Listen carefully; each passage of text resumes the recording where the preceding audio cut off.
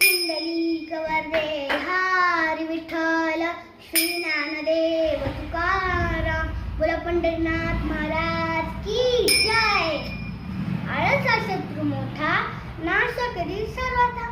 माऊली तुम्हाला माहिती का, आळसापेक्षा जगात कोणताच मोठा शत्रू नाहीये. तो कोणत्या दूर देशात राहत नाही, आपल्याच मनात राहतो. त्याच्यासोबत आपलं सारखं युद्ध चालू असते. सकाळी उठले की शाळेत जायचा कंटाळा, मग घरी आले की अभ्यास करायचा कंटाळा. आजकाल तर घरी आले की खेळायचा सुद्धा कंटाळा, नुसतं कंटाळा कंटाळा कंटाळा.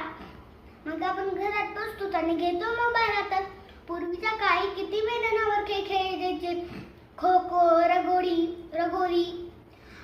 दोरी चौड्या, विट्टी दांडू असे कितीतर खेळ खेळले जायचे. धावायची, पडायची आणि पुन्हा उठायची. हे मैदान फक्त आपल्याला खेळायला नाही शिकवत. बाळा पडलास तरी उठ, बाळा हरलास तर निराश होऊ नकोस, बाळा जिंकलास तर गर्व करू नकोस. माऊली हेच आणि मित्रांसोबत माऊली हेच तर आहे खरे शिक्षण.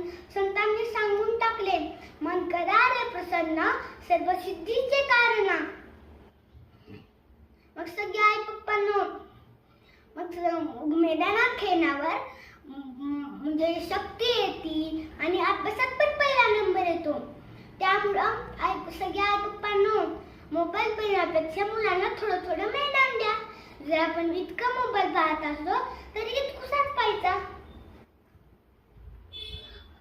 पुंडलिक वरदे हरी विठ्ठल, श्री ज्ञानदेव तुकाराम, बोला पंढरीनाथ महाराज की जय. बोला पंढरीनाथ महाराज की जय.